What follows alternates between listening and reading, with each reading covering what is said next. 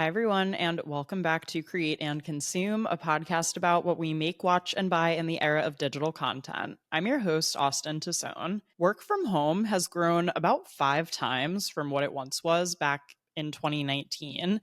And according to a working paper published by Stanford's Institute for Economic Policy Research, yes, that's right, I'm coming with a source. 40% of employees in the US now work from home at least one day a week. And they also go on to say that fully remote work is now associated with 10% lower productivity than in person work.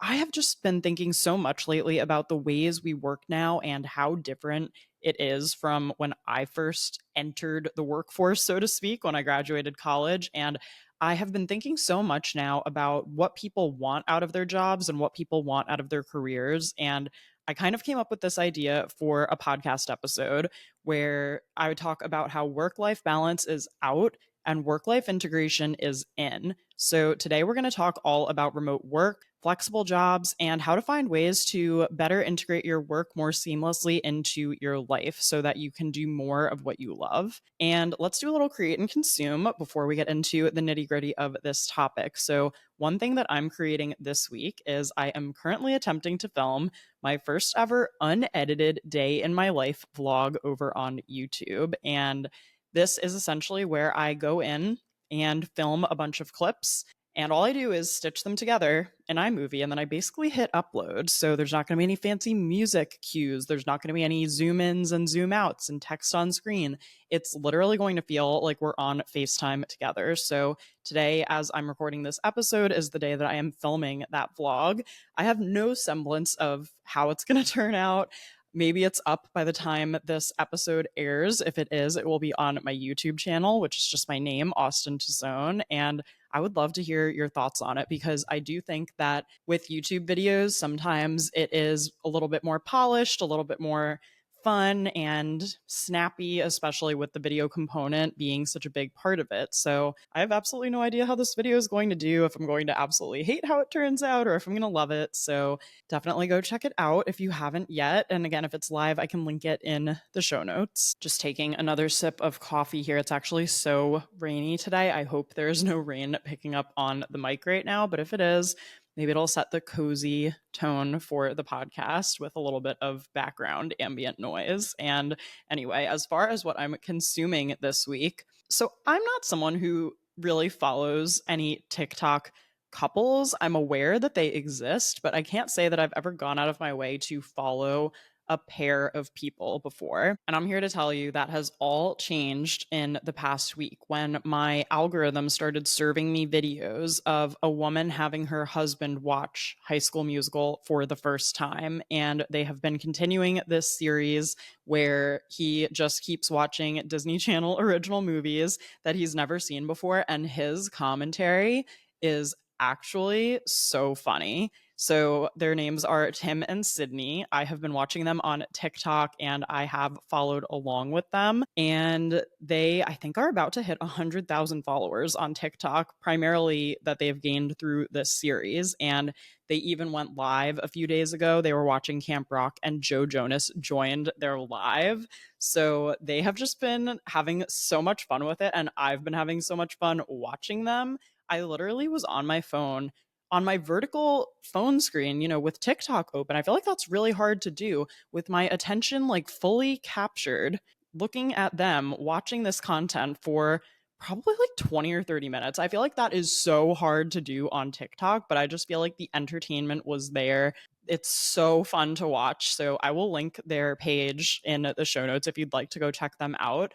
I highly recommend watching Tim react specifically to like High School Musical 3 and talking about the budgetary differences between the first two High School Musicals and the one that they ended up releasing in theaters because it really is so funny and he's so spot on about so much stuff. Also, it occurred to me I have not rewatched Camp Rock or Camp Rock 2 in ages. So it was kind of crazy to like relive the plots of those movies and be like, wait, what happened versus High School Musical. If you asked me to act it out fully for you right now, like every part and every line, I think I could piece together like a pretty decent rough cut of what the movies are about, including songs, which I won't subject you to, of course. That is what I am creating and consuming this week. As a reminder, you can always let me know what you're creating and consuming too by leaving a comment if you're watching this episode on YouTube, or leaving a comment if you're listening on Spotify, or also coming over and saying hi on TikTok or Instagram at Create and Consume Pod. Let's now get into the topic of today's episode. And in my head, the way I was thinking about this was truly that work-life balance is out. I feel like it is now this intangible, unrealistic thing that does not exist anymore.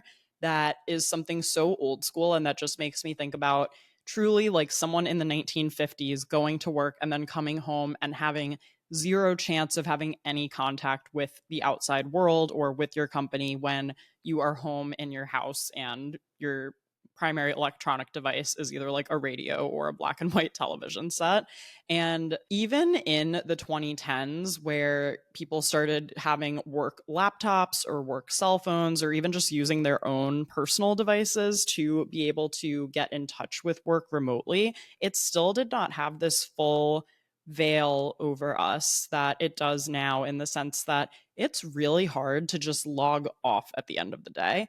Clearly, a little bit for my job. I say that obviously as someone who is self employed and who does content creation full time, if you are new here and don't know that. But even thinking about my early days of post grad and working, in, I wouldn't call it corporate America, because the dress codes at Nylon and Interview were very casual, but working a more traditional job and thinking about being able to text someone if needed after work and like check my work email on my personal laptop and all of those things, it still just reminds me that it didn't always used to be that way. And obviously, in the last 5 to 6 years, we have seen so much more acceleration towards this idea of remote work or hybrid work or working from home. And I also think that so much of it comes from millennials and Gen Z, like these two generations. I am a millennial. Hello, 1994. Thank you very much. The fact that we can foresee a bit of a different path forward, or a different path to success and an approach to career that is not how our parents' generation did it, essentially.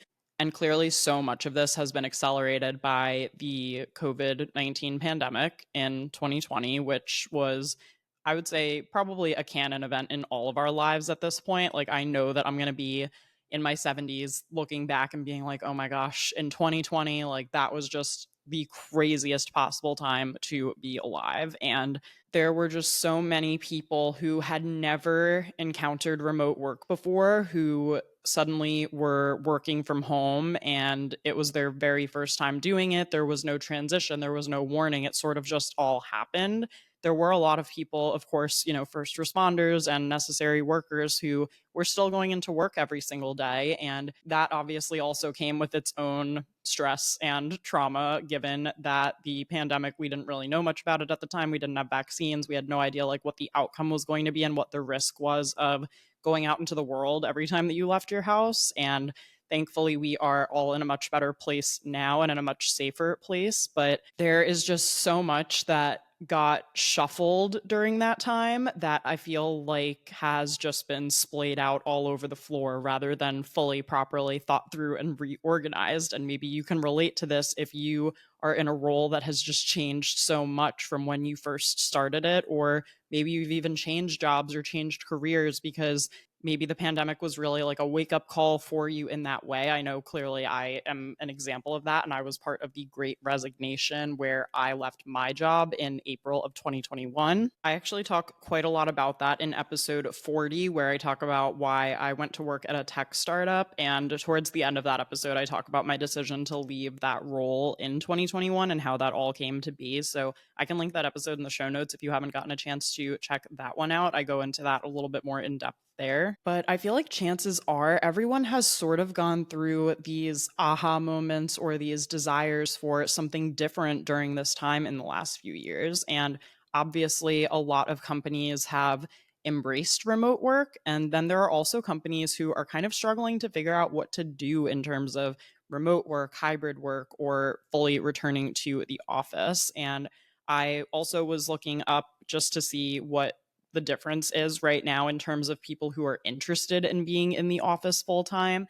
And according to this article that I found on CNBC that I can link in the show notes, they said while remote job opportunities are down, the competition to land one is fierce. Just 20% of LinkedIn postings are for remote or hybrid jobs, but they are getting 60% of applications on the platform. I think that is very telling data just to reinforce this idea that people want more flexibility in their work and people don't want to be tied to their laptop and working 10 to 12-hour days in the office and barely getting to see their friends and family and have any hobbies or have time to work out or do their laundry or do anything you need to do to be a real person, especially in big cities like New York. And I mean, I lived in New York City for 8 years before moving to Hoboken 4 years ago. I grew up in North Jersey. Like, I've been in this area for a long time, and I have just always known this idea of being very ambitious and being very career focused. I feel like it is just such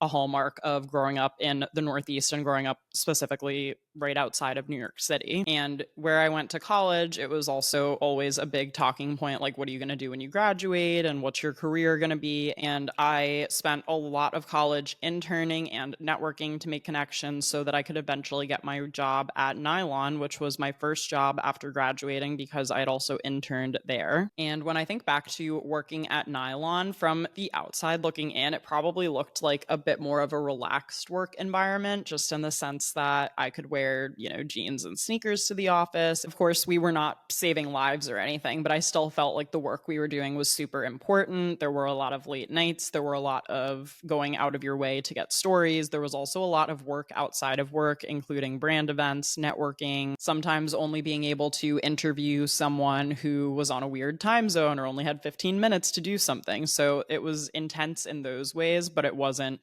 earth shattering if something got messed up or something didn't get done. But of course, you still have standards. And I was in the office 5 days a week at Nylon and then at interview as well. And the only time I ever really remember not going into the office was one day we did have a really bad snowstorm in New York. And actually, it was so bad that even Andrew's office was closed. And I feel like back then it was like, you don't close unless, the world is ending. And at the time, he was not able to work remotely. And it was a random weekday. And somehow in the snowstorm, he was able to get himself over to Brooklyn. And we were able to just like have a random snow day together. Like, it literally felt like in grade school when you realize you have a snow day and you could like call your friends. And that's a whole other thing, is kids aren't getting snow days anymore, right? Because they can do virtual school. That just makes me so sad. But anyway, even on that snow day, though, I did still need to do one interview from home, which I was able to do because I was able to log into my Nylon email from my personal laptop. And I still had the phone call booked and scheduled. And whoever I was interviewing clearly was not in the city, or we would have done it in person. So that interview still kind of went on even when I had a snow day and like couldn't go to the office. And I actually loved going to the office at the time. I also didn't know anything different. It was like, you have a job. Of course, you're going to be in the office 5 days a week. But I did used to dream about being able to escape to like a coffee shop to do some writing, especially because I, in my role at Nylon, was the assistant editor. So I was often the person who was getting asked questions by like the sales or marketing team, or trying to coordinate and communicate between many different departments, or getting assigned tasks that the editorial department needed help with as kind of the like lowest staff member on the totem pole. Even though everyone, respected me and whatnot, it was like, you've been here the least time and this is your title. So if we need something a little monotonous done, we're either going to give it to you and then you assign it to an intern, or we're going to need you to kind of step up and do it. And I certainly remember that I always used to dream about being able to just go work and write in a coffee shop for a little while to, at the very least, like get my writing done uninterrupted. And that was the only thing I really remember craving outside of my job, because otherwise I also was in the very fortunate position where my job was also really my passion. And that was something I was really proud of with my career in the beginning. But I was trying to even just make a list of the pros and cons of remote work, because I think that these are things that are now heavily weighing on people and impacting their career decisions and what they want to continue to do in terms of their work lives. So, obviously, some of the pros of working remotely: no commute, that means that you are going to get more time back to either put towards your life or also sometimes your work. I mean, when you're not having to commute, you might be starting your day a little earlier or wrapping your day a little later. If anything, for some people, it might give them more time to put towards their work day. Or you also have flexibility of your tasks when you're working from home, just meaning that if you don't have any phone calls in the afternoon, maybe you could put a load of laundry in. Whereas before, you used to have to come home from work, grab your laundry basket, go to a laundromat, or, do whatever. If you have in-unit washer dryer, most New York City apartments don't. So I'm remembering when I used to drag my laundry basket down to the Bean and Clean. That was my local laundromat when I lived in Brooklyn. Such a cute name. But then when I started freelancing, when I was working from Brooklyn, I could go to the Bean and Clean at like 11 a.m. on a Tuesday. And it didn't mean I wasn't working in between. It just means I was able to get in a load of laundry when pretty much no one else was there. And I feel like that was even before all of this remote work talk was more mainstream. I think another big pro of working remotely is there's just inherently less like office drama and little things that pop up throughout the day that feel like you need to talk about them or listen to office gossip and things like that. I just feel like there is a big reduction of that when you are working remotely, so you can actually focus more on your work. Clearly, there's also a comfort level to working from home. You don't have to worry about people listening to you work, especially if you worked in kind of a shared workspace. Like I know I did at Nylon. We basically had big clusters of desks that were all next to one another. So if a phone call comes in, like everyone can hear you. So there's a little less pressure in that way, especially if you don't have your own office. There's also just a comfort of being in your own environment, being able to wear whatever you want. And I think one of the biggest pros of working remotely is that you can save money because if you are fully remote, first of all, in theory, you can be anywhere. Maybe you don't need to move to a city like New York to have your job anymore. Maybe you can live upstate or in Pennsylvania or just somewhere that makes more sense for you as long as you're on during, like Eastern Standard Time hours. You do save money on your commute, fewer bus tickets to buy or train tickets to buy, buying lunches out when you're able to work from home, and also even sometimes getting roped into like post work events or things. I know that working at Interview, we used to do Wheelhouse Wednesdays, which was basically we would go to this restaurant called Wheelhouse in Bushwick because a lot of us lived there, and we would get together and just like chat, and we would order grilled cheeses, and they did half price bottles of wine on Wednesdays. And I loved Wheelhouse Wednesdays, but when you do Wheelhouse Wednesday a couple of weeks in a row, especially if you have a lot to complain about, as we kind of did at Interview, it's just another thing that adds up. So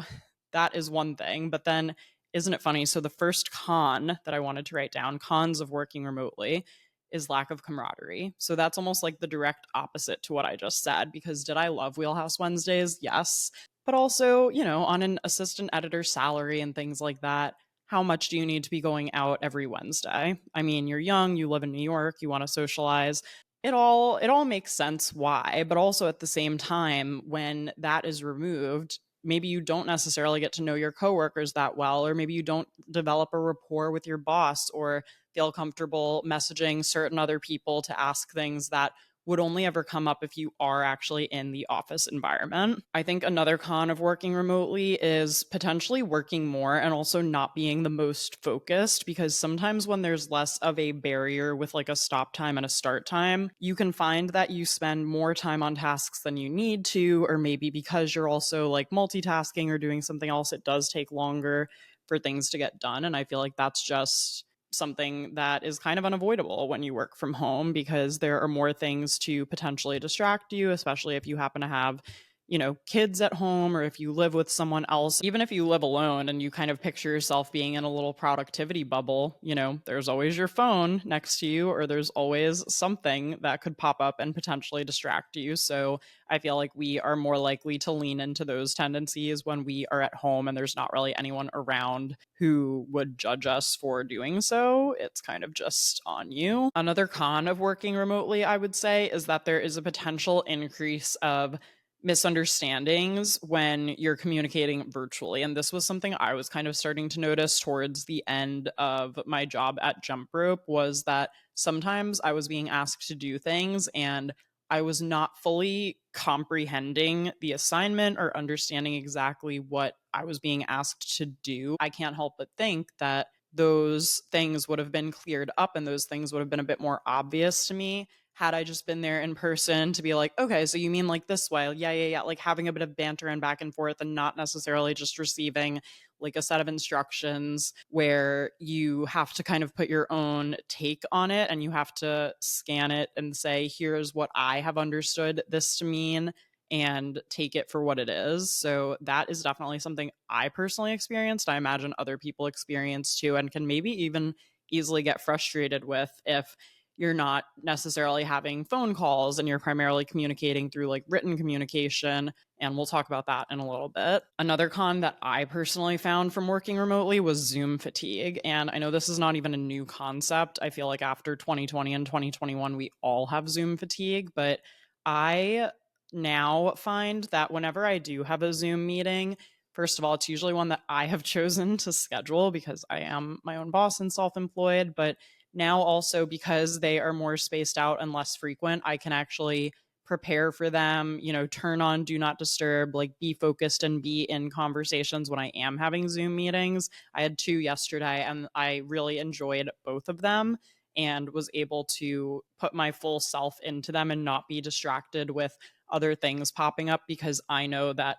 for me, having focused meeting time and focused conversations is always going to be more productive than having Zoom on for a meeting that maybe I'm not really in or I just need to listen on, having my camera off and like kind of multitasking or doing different things in the background. And that's so easy to do when you do have a lot of Zoom calls back to back because why? You get Zoom fatigue. It's a real thing. And then I think one of the biggest cons of working remotely, and I really feel like this is where work life integration, if this were a concept that were to start to become embraced by all of us, could maybe lessen this a bit. But my biggest con for working remotely is less separation from your work and no ability to leave work at the office, so to speak. And again, I'm picturing like this little 1950s family, like not the Back to the Future family, but maybe like maybe like their neighbor, someone who was adjacent to that situation. So maybe you can visualize like the same scenery and outfits that they would wear at the time and things like that. But obviously not someone who's traveling through time. Maybe like their next door neighbors. What were they doing, by the way? Do you think any of them ever saw the flash of the DeLorean going by? It's hard to say. Again, I guess even in that vision, I'm kind of picturing like a regular family guy in the 1950s coming home, and his wife has been home all day and she's like the homemaker, and he gets to, hang up his hat on the door, take off his suit jacket, and be done for the day. That is such a crazy concept. But yeah, now that we have remote work and now that everything is accessible and everything is at our fingertips, I do feel like for a lot of people that means less ability to actually like shut your laptop at the end of the day and be like, I'm done.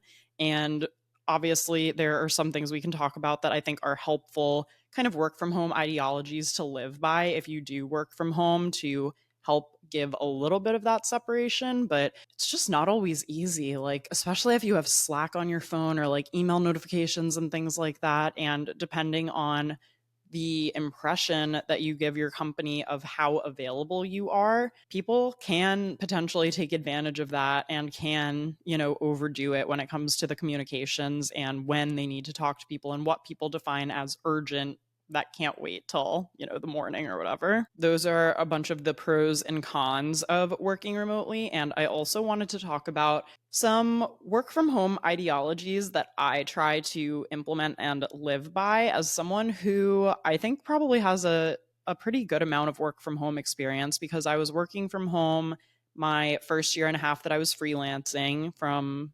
2018 to late 2019. And then from 2020 through right now, present day. So that's another 5 years. I would say I have about 6.5 years of work from home experience, is the math that I'm trying to do right now. There are a couple of big things that I personally like to think about. So, the number one thing, and I actually think this is the thing that big companies and corporations don't get about remote work, and that I feel like they are very stringent on and not flexible with. But for me, that is to focus on goals and not hours. And that's, I guess, an easy thing for me to say being self employed, in the sense where if I get all of my work done for the day, it doesn't matter what time it is. If it's 2:30 p.m., it almost never is, by the way, but if it's 2:30 p.m. and I've gotten all my work done, I got all my work done for the day. Like, we're done in a sense. But I feel like so many people just want to know that people are tethered to their computers from like 9 to 5. And that is one thing that I think is really inhibiting some of these companies from retaining their talent and retaining their employees, because they're so focused on you need to be online from this hour to this hour.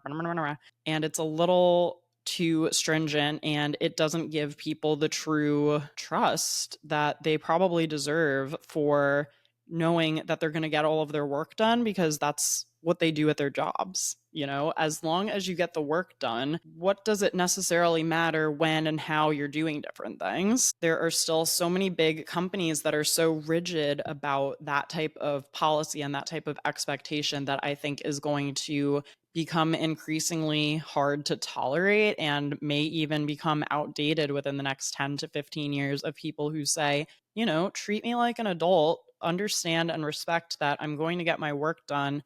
And maybe it's going to happen more so from 2 in the afternoon to 10 at night. Maybe it's going to happen at these other times, but like I will get things done. I don't know. Like for me personally, even when I worked at Nylon, I would typically be in by like 9 a.m. I feel like most people came in at 10, but I liked to have an hour in the morning to really just like focus and kind of be there by myself and get things done. And then because I got there at 9, I would typically leave by like 6. And I do know some people though who worked there who would maybe come in closer to like 11, but then they would leave at more like 7:30 or 8. And that worked better for them to have a slower morning and come in and get things done. I always felt a pretty good level of trust and understanding that I was getting things done at Nylon, especially if I said, hey, I'm going to an event in the morning, but I'm going to stay a little later or something. Like just being reasonable. It sounds so stupid when I say it out loud, but just like everyone needs to just be reasonable and trust that people are going to get things done. This is a big thing that I try to live by, because I mean, not to say woe is me being self employed, because I get to make my own schedule, but I do find it really hard to turn off. And one thing that does help give me the ability to turn off or feel more comfortable, you know, reading a book or rewatching Gossip Girl at the end of the day, rather than continuing to work on my business, because there is always something. Focusing on goals, not on hours, is something that I really try to maintain and live by, at least in my work life. Another work from home ideology I think that is so important is to remember that taking breaks is necessary. All of the little times that you take a break at the office, actually, there is an episode of The Office where they were talking about this when Saber takes over and they give them these like reusable water bottles. And Michael's like, well, but I like the paper cups at the water machine. Like those little paper cups are like 10 times a day where I get up and make small talk by the water cooler. And it's like, yeah, well, now that you have that, you don't have to do that anymore. And he was like, it tastes metally. And not to say that you need to waste 10 little plastic cups at the water cooler and get up all of those times, but more so to say, like, take a walk in the middle of the day, or go get a coffee, or even simulate your commute if you want to. You could go take a walk around the block in the morning and a walk around the block in the evening, and you'd be surprised how helpful that is, just to get out, stop looking at your screen for a few minutes, and just get a little bit of fresh air. I feel like I was talking to my friend Alyssa. This would have been in 2020, so it's like 5 years ago at this point. But I think she and I were talking about that idea of simulating your commute during the COVID times, especially because we were both living in the city at the time, where going for that like 15-minute walk in the morning and going for a 15-minute walk at the end of the day are almost like creating these signals for yourself, like, okay, we're going for a walk. And then when we come back, we are going to start work. And then, okay, we've logged off for the day. We're going for a walk. And then when we come back, we're done. It's evening time, it's self-care time, it's unwind time, and we're not going to open the work laptop again. Another thing that I think is really important to having a successful work from home job is to find the best communication channel to get in touch with whoever you need to get in touch with, and try to stick to it as much as possible. I personally, I actually feel like I might have Slack PTSD from my last job, and that is just because those little notifications Oh my God. I had to delete Slack from my phone. And I did communicate that to my team at one point, being like, just so you know, I don't personally have Slack on my phone just because I find it really stressful and I get very overwhelmed. So I prefer to stick to having Slack on my laptop.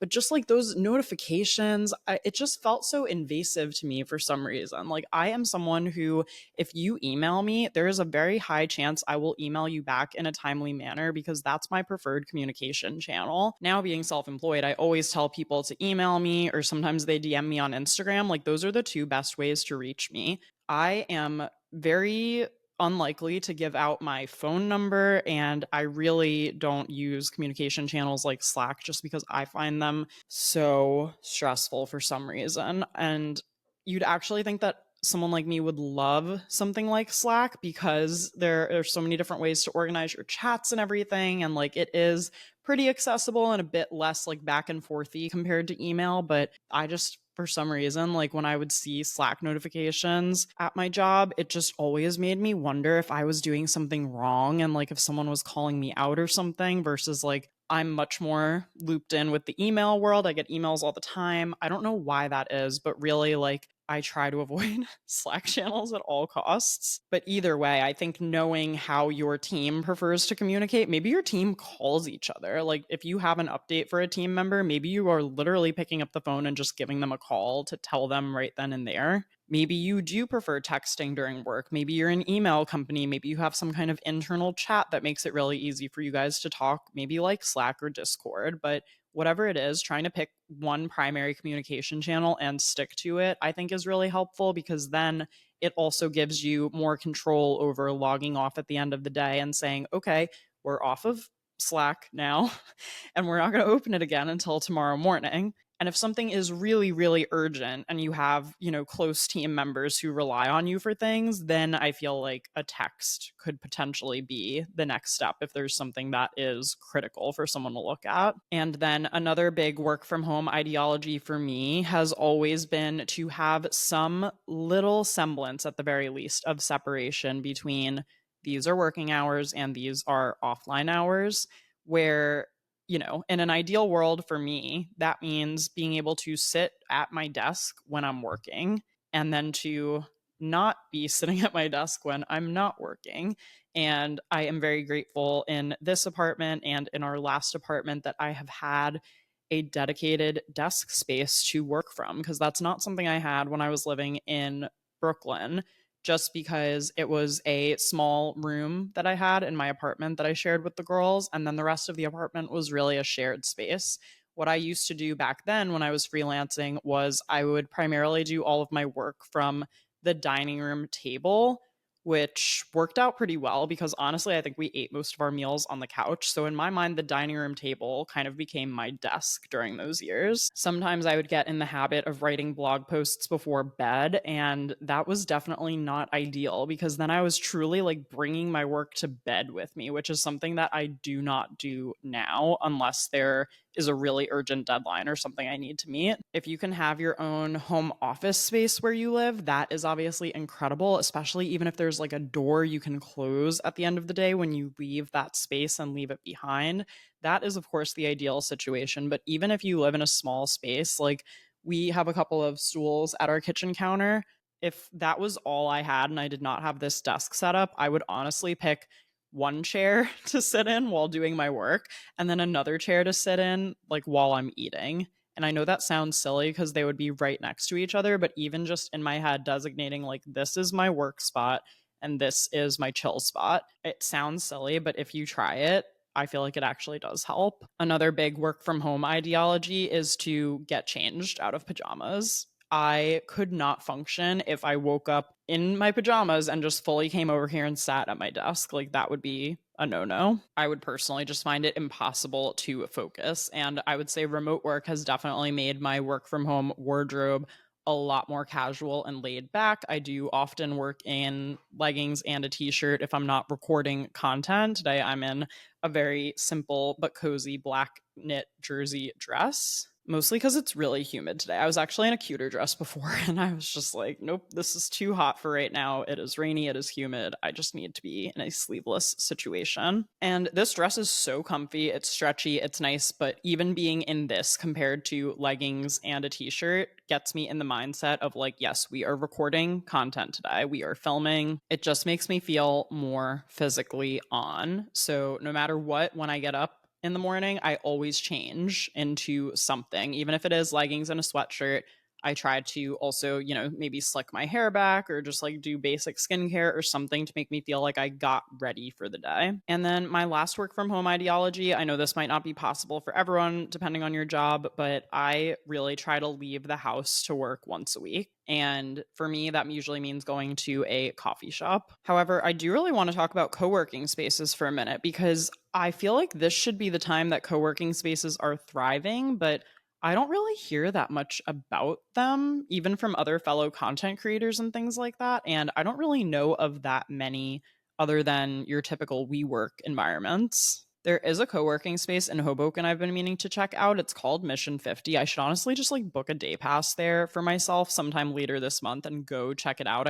I've lived here for 4 years. I've been saying that for 4 years and I still haven't been yet. And I wonder why that is because you'd think that this would be the time that co-working spaces thrive more than ever, especially if people are working from home in, close proximity to their roommate or their partner that they live with or whatever it is. I actually worked with a company on a blog post and Instagram post. I think this was back in 2019 when I was freelancing, and it was called Spacious. I'm pretty sure they got acquired by WeWork, but this was actually such a smart idea. What they would do was they would pop up in restaurant spaces during the day. So most New York City restaurants that serve dinner, especially on the weekdays, will probably open at like 4 or 5 or 6 p.m. So Spacious would come and take over. And from like 9 to 3, you would be able to co work from that space. And I thought that was such a genius overlap of being able to use your property for more than one thing. I'm pretty sure the restaurants made money by allowing Spacious to come in the mornings where it's not like they would make money serving, steak frites at 11 a.m. necessarily. And most restaurants had pretty much everything that you needed for a co-working space. I mean, in some of them they brought in additional, extension cords or power strips and things like that, but they have tables, chairs, bathrooms. They're all over the city. It was just such a genius idea. I really miss Spacious, especially they used to have this flagship location that I do think was the one location they bought and maintained that was theirs by Union Square. And I would like pick up Panera before I would go work there. And I had a whole routine.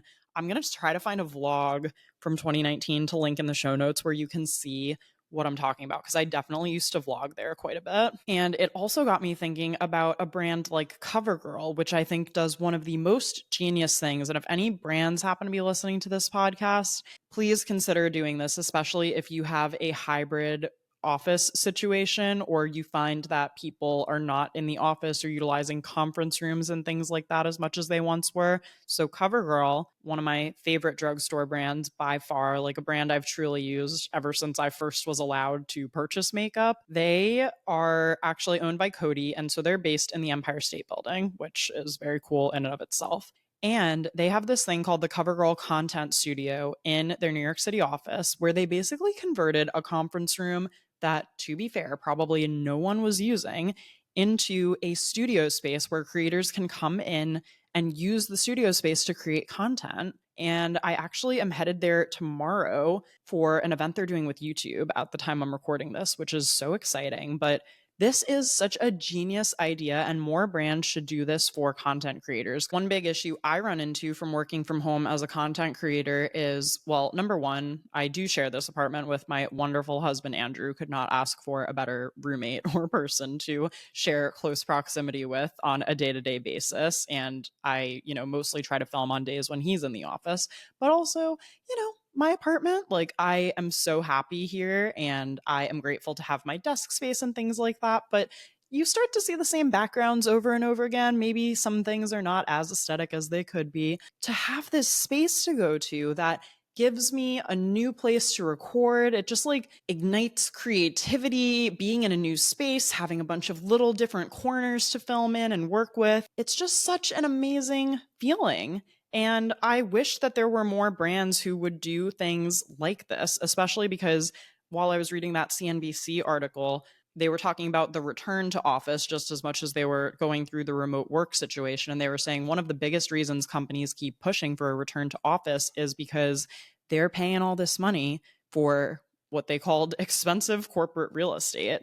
And let me tell you, I'm sure in New York that is extraordinarily expensive, probably same in San Francisco, Los Angeles, Chicago, all of these different places. So if you are paying all this money anyway, and if you have a hybrid or whatever work situation, maybe you could utilize some of those spaces in a different way and at least get creative with what you're paying for if you are working at a big company like that. And I just feel like so many companies are so set in their ways and so unwilling to evolve. And I just think there's not that much room for that anymore. I mean, even thinking back to Nylon, an interview when those two print magazines both folded and I got laid off from them, I do feel like a big part of that was not just continuing to adapt with the times and not putting enough trust in their employees when they come to them with new ideas for how they can innovate and stay important and stay relevant. But honestly, I do think that there could be so many different use cases for companies who are holding on to their offices. If they're holding on to them just for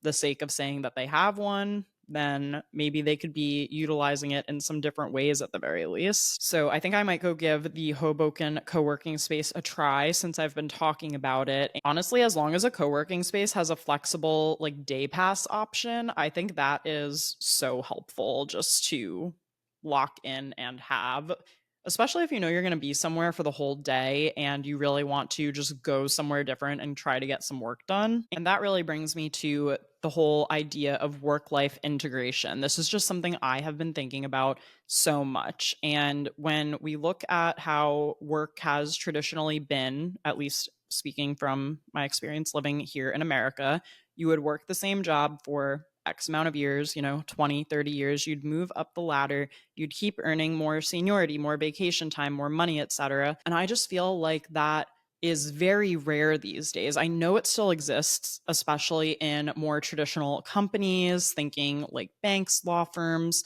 some of the big 10 like consulting companies and things like that. But for a lot of us, that whole model has really been shaken up. Like, I was someone who graduated college, wanted to be a magazine editor, and was fully ready to work my way up the masthead, which, for context, basically goes editorial assistant, assistant editor, associate editor, senior editor, features director, editor in chief, right? And I only made it to rung two before I kept getting laid off. Very rude, obviously, but I was someone who was so okay with that whole idea and with the thought of moving up and like gaining more responsibility and ultimately making more money. Not that much more because it was editorial, but like more money than what I was making in my assistant editor role and all these things. And that really all went away once I had gotten laid off twice. I was like, I'm not looking to get laid off a third time. So I am going to move away from this industry that I have been working towards working in for so many years. And I just feel like today's work landscape is so volatile. And I say this, of course, being a content creator and having a lot of friends who work in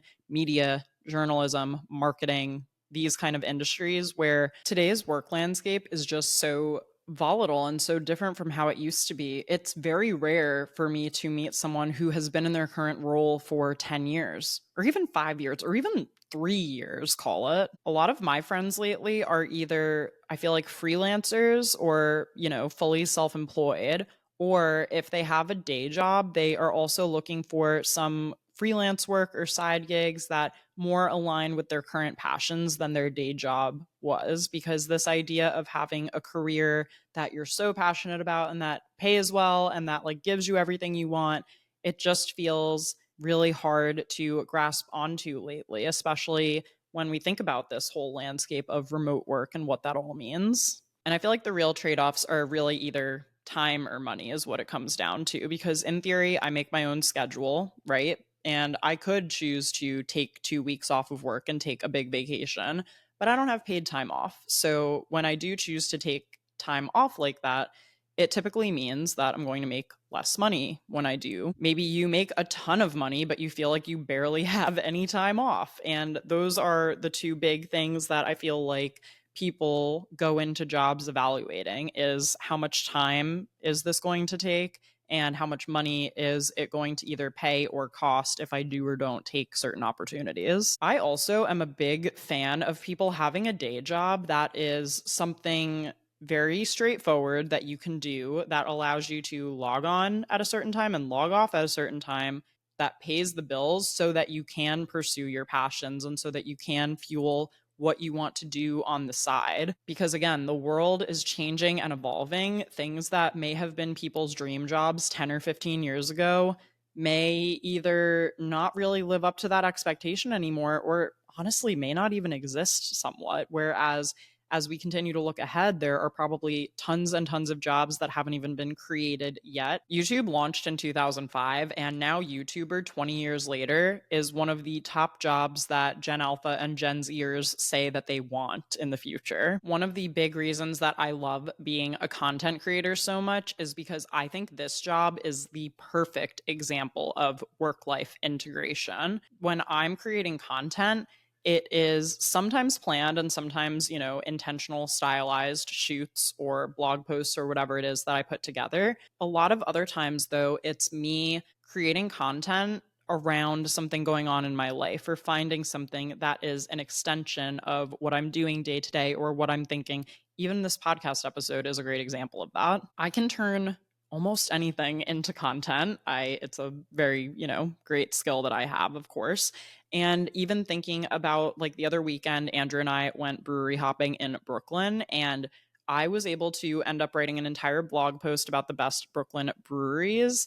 And if you asked him, I mean, I hope he would say that me creating that content didn't interfere with like our day out in Brooklyn, because the way that I chose to do it was to primarily focus on taking photos of both the breweries and also the beers themselves, and either talk to the bartenders if I felt like there was time or I had a question, or just come home later and do some research, look at their Instagram, look at their about page on their website, and piece together more details about them to include in those blog posts. I was essentially able to go out and capture a bunch of content while still having a fun day out in Brooklyn with Andrew. And the fact that I can do those two things together and that they don't interfere with one another, but if anything, it just gives us more of a reason to go do fun things in the city. That is honestly where I like to land too. And I asked him the same thing when I was vlogging our honeymoon, or I was thinking about vlogging our honeymoon. And I said, should I vlog when we're in New Zealand?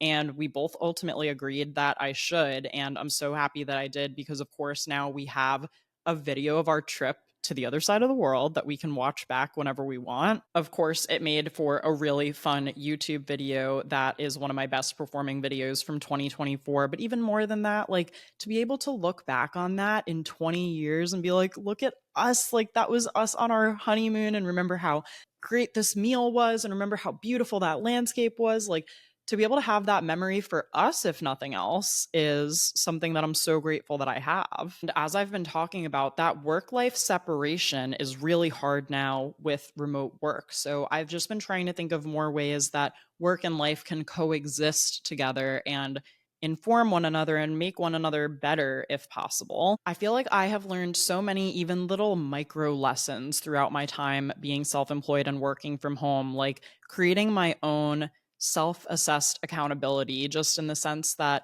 in theory, there's no one stopping me right now from just lying on the couch and scrolling on Instagram all day, right? But would I personally feel good about myself? Maybe I have been thinking about popping out and going to treat myself to an iced chai or maybe a hot chai today because it's really rainy and gross from the Hive. But like, have I done enough work this morning to feel good about going to take the coffee break? To me, that is a lot of self development that I've gone through being self employed, where I am not trying to be too hard on myself, but I'm trying to balance both being an employee and being a boss, and saying, would I feel good about saying to my boss, hey, I'm going to go run out and grab a coffee right now, when they're like, oh, great, I'm glad you got the podcast episode done. And I know you're going to be working on editing this afternoon. So, like, that should give you a boost while you go do that. Versus, like, if I've been dilly dallying all day, do I feel like I deserve to go reward myself with a coffee? maybe not. And that is something that, again, being a content creator and setting my own rules and setting my own schedule, I really feel like I have just learned so much from doing that. And that even if I ever do go back to like some full time role, it's not currently on my radar, but I just say never. I feel like I bring that with me when I go into any project or any new role or whatever it is. And to wrap up this episode, I wanted to share a few tips or suggestions for what I think you could do today to get on a path to better work life integration if what I've been saying has resonated.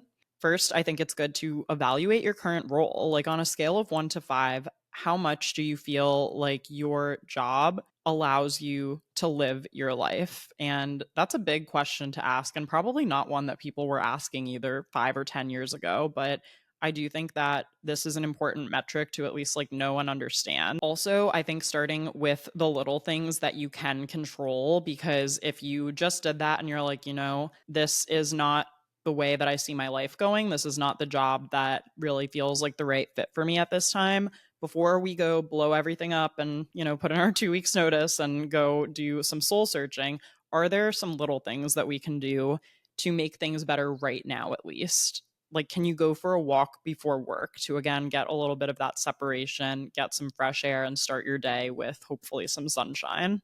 Can you plan to visit your local coffee shop on Wednesday afternoons and work from there for a little bit, or whatever day is best for you based on meetings and your workflow and all of those things? Also, I think it is worth checking, if you think your company is up for this, to see if you can find flexibility within your own role to make your role more appealing. Maybe you can become a consultant for your company. Maybe you can drop down to 30 hours a week. Maybe you could get more vacation days or ask about taking unpaid vacation days if that means you just get a few extra days in the year to go see your family or take a trip you've been meaning to. And I really feel like these asks are going to become more common, especially as more Gen Zers enter the workforce, because I feel like millennials and Gen Z, like I mentioned in the beginning of this episode, I feel like we just see things going differently than working at the same company for 30 years and then retiring at age 65. I just feel like our generation sees a better path forward where we can live more life, we can explore more opportunities and try different things and still save money for retirement and not go off the grid and be fully irresponsible, but just live a little more along the way and find ways to do what we're passionate about and do what we love, but also make money in ways that are not just tied even to our 9 to 5 jobs. Also, they always say it is easier to find a job when you have a job. So if you are thinking about switching jobs, I would start looking while you are still employed and think about what that move could look like. And then the last thing that I would say is to think about how risk averse you are and how willing you would be to take a bigger leap, to whether that's like taking time off, going into a very new career path, going back to school, becoming self employed, whatever the case is. Think about how risk averse you are and what would make a move like that feel less risky if you are very risk averse. I personally consider myself to be pretty risk averse, and that is why before I made the leap to becoming self employed and going full time with content creation, I wanted to make sure that I had proof of concept, proof that I was good at content creation, which I had because I kept up and kept improving my skills over the years. I had worked with brands. I had started getting recognition for my blog and my Instagram account. So that obviously made me feel good that I was doing something that I wasn't terrible at. That's always reassuring, right? And then also for me, it was having proof of income. So the fact that I had been able to make 5 figures for 2 years in a row while I was still working full time, just from content creation being my side hustle, gave me peace of mind to say, if this is what I could do when this is my side hustle and I only have 10 or 12 hours a week really to dedicate towards this, imagine what I could do if I were to spend the entire work week on my content creation. And those are the two things that made me feel like being self-employed was not actually a risk. It was honestly just like the next step to really leaning in and really giving this a try and to give myself room to grow and start new platforms, even like the podcast and things over the years. So I actually have a whole video on my YouTube channel where I talk about how I financially prepared to take content creation full time. So I will link that in the show notes in case you think it would be worth a watch for you. I really hope you enjoyed today's episode. I would love to hear from you guys on this topic as well. Please do reach out or leave a comment wherever you are watching or listening to this episode. And as a reminder, you can support Create and Consume by doing any of the following. You can leave us Apple and Spotify ratings and reviews. At the time that this episode is airing, by the way, there's 1 day left to enter the giveaway. So if you leave a review and either DM a screenshot to the podcast account, which is at Create and Consume Pod on Instagram, or send me an email with the screenshot to createandconsumepodcast@gmail.com. You can be entered to win a $50 gift card to the retailer of your choice, as long as I can easily get the gift card online and email it to you. You pick what you want. So please do that. The giveaway will close tomorrow, May 23rd. I was almost going to say March. Sorry, we're fully in May. May 23rd, 2025. And I really look forward to reading your reviews and hearing from you. Be sure to like, subscribe, and hit the notification bell if you're watching this episode on YouTube. You can follow along at Create and Consume Pod on Instagram and TikTok.